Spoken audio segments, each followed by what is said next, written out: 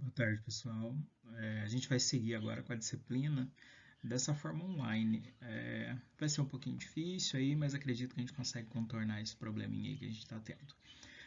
Basicamente, no portal eu vou lançar as aulas, vou lançar os trabalhos, todos ali, e eu consigo fazer esses vídeos explicando as aulas teóricas aí pra gente, certo? Então, à medida que o conteúdo for avançando, eu vou postando o material lá e vou postando os vídeos aqui e envio o link para vocês.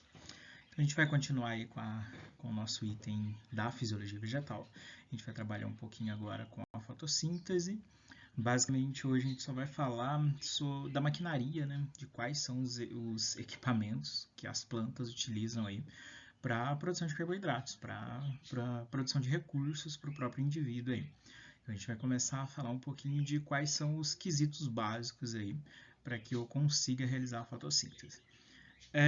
Vocês vão perguntar para os outros alunos, nas próximas turmas aí, como que é a disciplina, se é uma disciplina difícil, provavelmente vocês já devem ter procurado.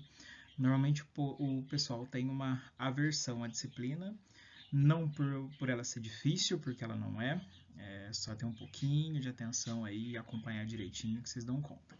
Mas normalmente o pessoal assusta um pouco com essa disciplina.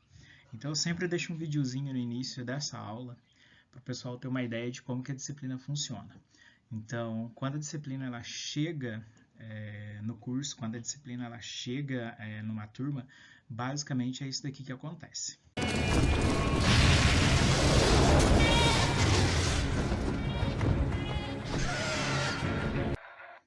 Obviamente que com vocês não vai ser assim, vocês vão ter um desempenho muito bom aí, espero eu, e a gente vai conseguir andar muito bem com a disciplina. Então, não dê ouvidos aí com o que o restante do pessoal falar sobre disciplina, que tá tudo certo, vocês vão sair muito bem. Enfim, então, para a gente iniciar a fotossíntese, a gente vai ter que lembrar de alguns aspectos bem básicos aí da biologia. Então, da biologia geralmente. Então, assim que for associar as duas principais formas que a gente tem de obtenção de recursos, a gente separa todos os organismos em autótrofos e heterótrofos. Então, os indivíduos capazes de realizar a produção da sua energia, a produção do seu recurso, que as plantas estão inseridas, ou aqueles organismos que não realizam essa etapa e precisam ir atrás do recurso, precisam buscar o recurso. Então, a gente vai ter basicamente essas duas formas. Para a gente aqui, para a gente trabalhar a fotossíntese, a gente vai considerar apenas os organismos autótrofos, mesmo sabendo que existem organismos que são heterótrofos que também realizam fotossíntese. Mas isso a gente vai vendo ao longo da disciplina, a gente vai inserindo esses grupos aí. Mas no geral, a gente vai trabalhar com grupos autótrofos que necessariamente dependem dessa forma para a produção energética aí.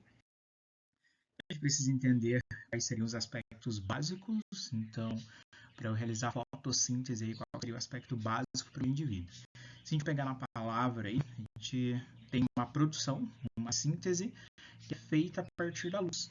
Então, eu tenho a síntese de alguma coisa, a produção de alguma coisa que é realizada, que é mediada ou realizada a partir da energia luminosa.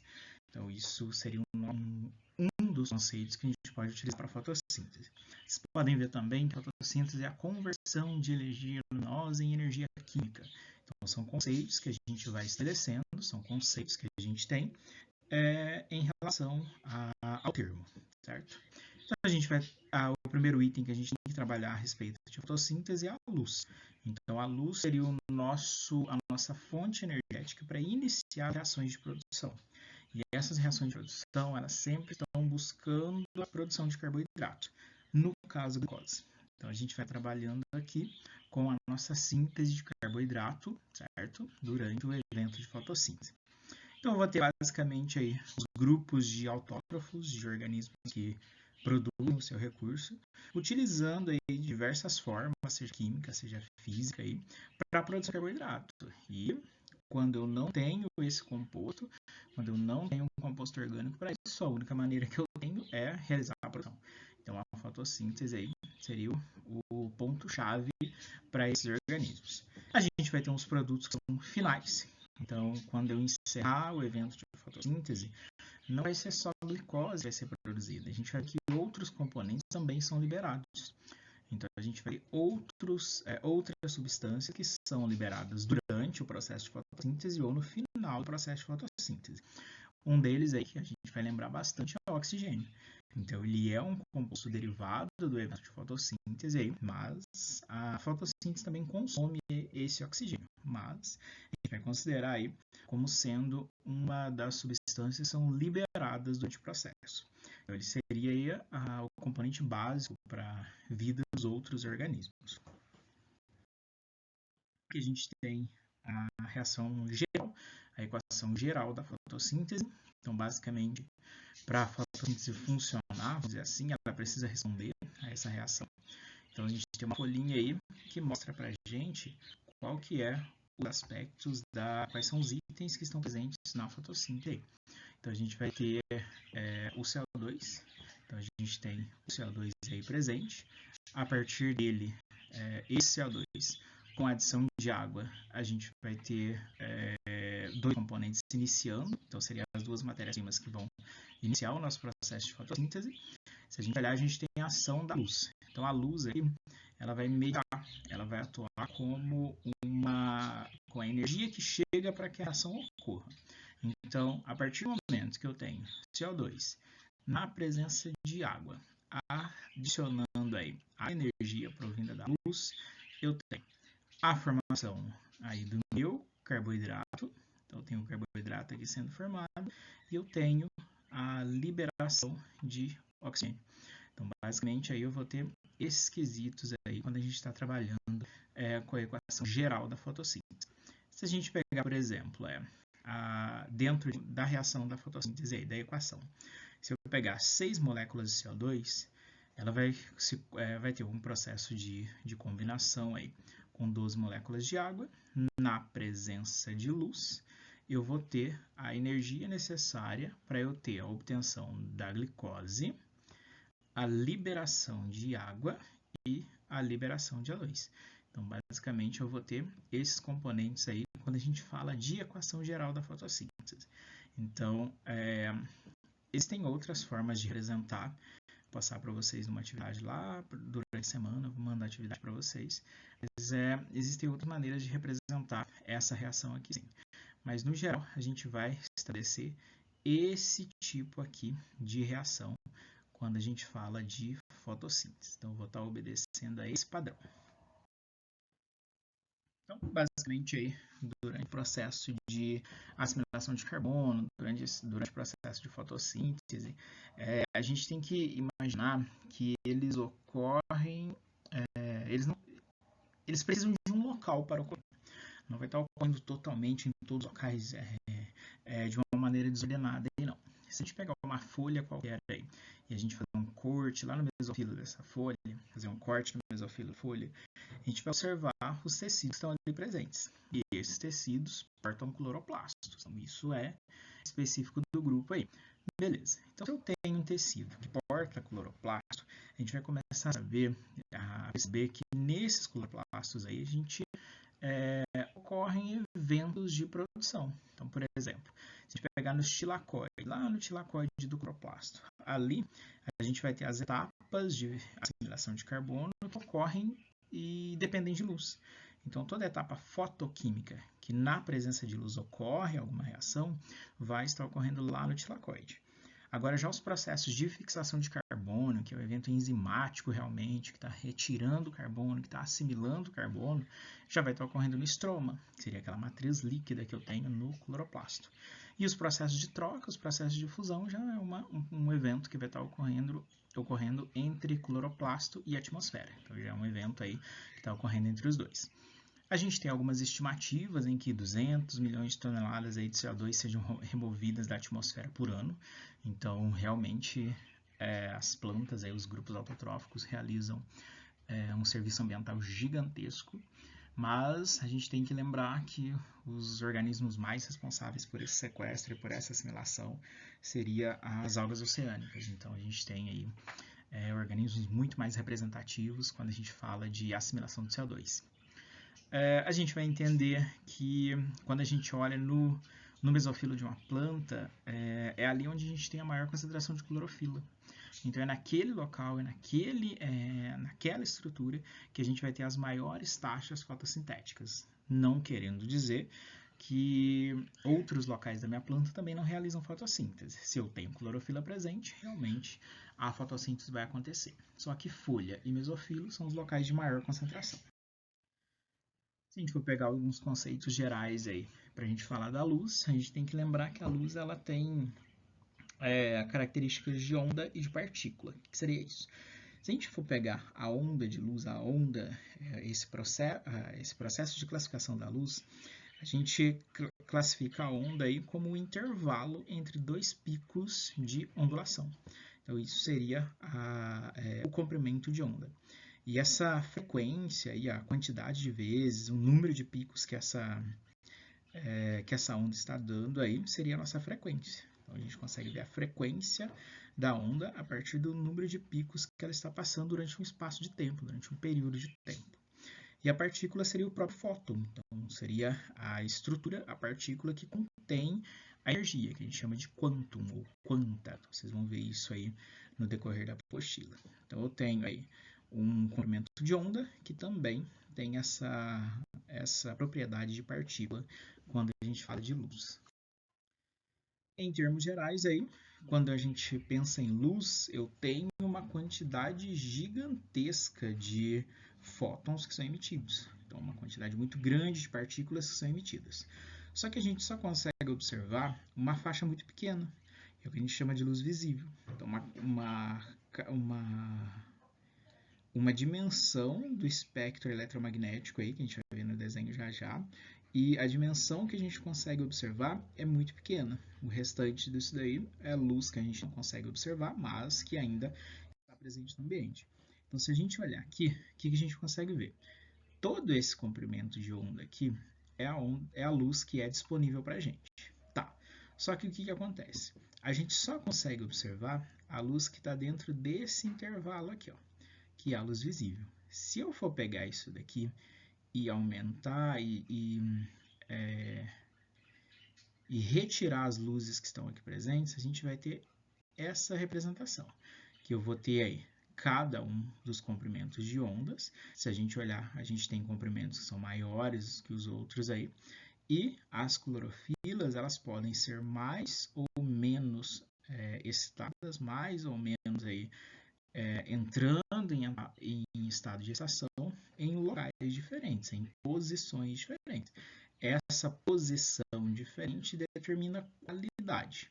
Então, eu estou na qualidade azul, estou na qualidade vermelho. Qual que é melhor? Eu não tenho isso. Então, eu tenho comprimentos diferentes, qualidades diferentes, e cada uma aí pode se comportar de uma maneira diferente, dependendo do pigmento que a gente estiver falando. Mas a única luz que a gente consegue observar é essa que está aqui dentro. Quer dizer que aqui, quando eu estou aqui no 400, quer dizer que é de manhã, e quando eu estou aqui no 700, quer dizer que é à tarde? Não. Eu tenho todos os comprimentos de onda, independente do horário do dia. A diferença que eu tenho é a intensidade. Certo? Nos eventos aí de trocas gasosas, a gente vai começar a entender que para o processo de fotossíntese acontecer, alguns itens precisam entrar em contato com o evento e outros precisam sair. Basicamente, quem precisa chegar nesse processo é o CO2. Então, o gás carbônico precisa chegar. Nesse evento, eu tenho trocas em que o O2 é liberado. Durante o processo de fotossíntese, para eu conseguir o meu evento de fixação de CO2 e liberação de CO2, ocorre o processo de respiração. No processo de respiração, vai ocorrer eventos inversos que ocorreram na fotossíntese. Por exemplo, agora na respiração eu vou ter liberação de CO2 e consumo de O2. Então, ele seria basicamente um evento oposto ao processo de fotossíntese, mas envolve muitas reações que a gente vai conhecer ao longo da aula. As trocas gasosas aí, elas vão ocorrer ou pelo processo de fusão, que a gente conhece, ou pelo fluxo de massa, que a gente conhece lá no transporte do estilão. Então, tem eventos de trocas gasosas aí ocorrendo quando a gente fala de processos de fotossíntese. Quando a gente olha no cloroplasto, a gente lembra que ele porta lá nos tilacoides pigmentos. Esse pigmento pode ser de várias maneiras, de várias características. Então, o mais comum que a gente tem é a clorofila. Mas a gente viu que existem outros pigmentos acessórios, outros pigmentos de outras colorações, por aí vai, que também podem atuar na fotossíntese. Se eu pensar na clorofila, ela no seu estado de menor energia, no seu estado aí, vamos pensar no estado estável, no estado em que ela não esteja desempenhando nenhuma função. Nesse momento aí, se ela absorve um fóton de luz, ela faz a transição para o estado de maior energia. Então, o que é isso? Ela está desativada, ela recebe um fóton de luz, ela entra no estado ativado. Então, basicamente é isso que está acontecendo. Se isso acontece, a clorofila fica instável. Então, aquela energia fica ali nela, ela fica totalmente estável e ela pode se perder. Essa energia pode ir embora. Ela pode ir embora na forma de calor e volta para o estado de menor excitação. Então, aí ela acaba ficando estável novamente e ela pode liberar essa energia. E essa energia ela pode ser liberada de formas diferentes. Aí. Por exemplo, em um primeiro momento, essa energia pode ser reemitida. Então, aquele fóton que chegou, ele pode ser reemitido em um fóton novamente, voltando ao estado base, que é o caso da fluorescência, e pronto. A energia chegou, a energia foi emitida e acabou o processo. Ou eu posso ter a minha clorofila retornando o estado base aí, e convertendo essa energia que ela chegou em um processo de dissipação de calor, por calor, sem emitir fóton nenhum. Então, nada foi emitido, aquela energia que chega, ela foi convertida em calor e a planta perde. Basicamente, o pigmento perde essa energia. Ou eu posso pegar, a partir do processo de transferência, então, essa clorofila estada, ela transfere a sua energia para uma outra, e essa outra desempenha determinada função. Então, eu tenho o processo de transferência, e nesse caso eu não estou perdendo, e também não estou emitindo nada. E por último aí, essa energia que chega desse estado a esse estado, ela pode provocar alguma reação química. E é esse processo que é a fotossíntese. Então, quando a luz chega, quando o fóton chega na clorofila, entra em estado de excitação, o que a gente quer é que essa energia consiga consiga atuar dentro de alguma reação química. E aí sim, a gente dá o pontapé inicial para o nosso processo de fotossíntese. A gente vai ter vários pigmentos associados aí, então no livro vocês podem dar uma olhadinha. Não sei se eu já deixei em alguma outra apostila, mas enfim, eu deixo para vocês lá no portal o livro. Vocês podem dar uma olhadinha, tem PDF, dá para observar, dá para acompanhar por ele também. Mas enfim, quando a gente fala aí da energia da luz, a energia da luz solar, ela seria absorvida primeiramente pelos pigmentos da planta. Pensem que os pigmentos eles não conseguem se esconder da luz. Se a luz está presente, ela vai atingir os pigmentos. Então, nesse momento aí, eles entram em estado ativo, estando lá nos cloroplastos. Independente de qual, se é carotenoide, se é clorofila, independente de qual pigmento aí, eu vou necessariamente entrar em estado de excitação. A diferença aí é que os organismos eles apresentam combinações. Então, eu não vou ter um tipo só de pigmento. Eu vou ter uma combinação de outros pigmentos. E essas combinações elas podem estar associadas a funções específicas aí. Então, as funções podem estar desde eventos base de fotossíntese até eventos de atração de algum organismo. Então, a gente tem aí essas relações. Em termos de clorofila, a gente vai ter a clorofila A e B, que são as mais abundantes aí quando a gente fala de plantas verdes, e que a gente viu lá em sistemática, que é um caráter ancestral, com uma ligação muito grande lá com clorófita, com briófita. Então tem uma ligação muito boa entre eles. A clorofila A, ela é diretamente envolvida na fotossíntese e os outros pigmentos aí que a gente vai ter acabam atuando como acessórios. E quando a gente fala de clorofila C e D, são grupos mais específicos para algas, para cianobactérias, por aí vai. Lembrando que clorófita tem clorofila A e B. Se a gente olhar os processos de conversão, a gente vai começar a notar que quando a gente tem a conversão de energia luminosa e energia química, eu vou ter locais específicos para isso acontecer, que a gente vai chamar de fotossistema. Então, o que seria esse fotossistema? Esse sistema de pigmentos, que a gente pode chamar também de complexo antena ou sistema antena, seria um conjunto de pigmentos aí que recebem a energia, transferem essa energia de um para outro e jogam para um local só, que é o centro de reação. Então, eu tenho basicamente um fotossistema, uma antena que recebe toda a energia, um pigmento vai jogando essa energia para o outro e vão mandando isso para o centro, que é o centro de reação. Então, basicamente, estão captando energia e mandam essa energia lá para o centro. E essa energia ela vai estar atuando nos eventos, nas reações de produção, nas reações de assimilação de CO2. E isso é o nosso processo de fotossíntese aí. Então, quando a gente pega lá nos fotossistemas, os quantos de luz que são captados pelos pigmentos, que chegam até cada uma das clorofilas aí, elas são mandadas diretamente para o centro de reação. Então, eles chegam, são transferidos de pigmento por pigmento e é mandado para o centro de reação. Nesse processo, a gente tem as reações de oxirredução acontecendo. Então, vou ter eventos aí em que a energia que chega, ela vai ser armazenada e guardada ali no centro de reação até eu iniciar o nosso primeiro processo de síntese aí. Então, aqui a gente tem uma representação. A gente tem aqui as clorofilas, então a gente consegue ver os pigmentos aí. A luz chega, entra em contato com um, é transferido para o outro, é transferido para o outro e vai até o centro de reação. E daqui em diante eu mando para o meu evento aí da reação de produção realmente. Então, chega, transfere um para o outro e vai para o centro de reação. A gente vai ter essas etapas ocorrendo em essas fases ocorrendo em alguns locais. Então, a gente vai ter etapas específicas para isso. Então, se a gente pensar lá no tilacoide, lá nos processos, lá nas cristas do tilacoide, lá na parede do tilacoide, lá no cloroplasto, o que está acontecendo? Ali está ocorrendo as reações luminosas, onde a gente pode chamar também de etapa fotoquímica, ou de fase fotoquímica.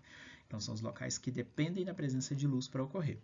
E a gente vai ter também as fases bioquímicas, as etapas bioquímicas, que vão corresponder ao ciclo de redução do carbono, ou as reações de carboxilação da fotossíntese, que basicamente é o processo de assimilação, que é quando o CO2 é realmente retirado, quando o CO2 é realmente assimilado, que vai estar ocorrendo lá no estroma, naquela matriz ali do cloroplasto. Basicamente, aí, como a clorofila ela vai estar presente no tilacoide, esses momentos aí dessas relações luminosas da etapa fitoquímica ou da etapa bioquímica, aí, eles vão ser diretamente ligados com o cloroplasto. Cachorro, uma hora dessa. Enfim. Então, eu vou ter essas etapas aí diretamente relacionadas com o cloroplasto. E aí, a gente começa a perceber que ele seria a organela base, a organela inicial do nosso processo de fotossíntese. Gente, por agora vai ser isso. Vocês têm um início aí da fotossíntese, então mais com maquinaria de como que funciona. E na próxima aula, a gente vai iniciar a assimilação, o evento aí de assimilação de CO2. Vou deixar uma atividade para vocês e até semana que vem. Tchau, tchau.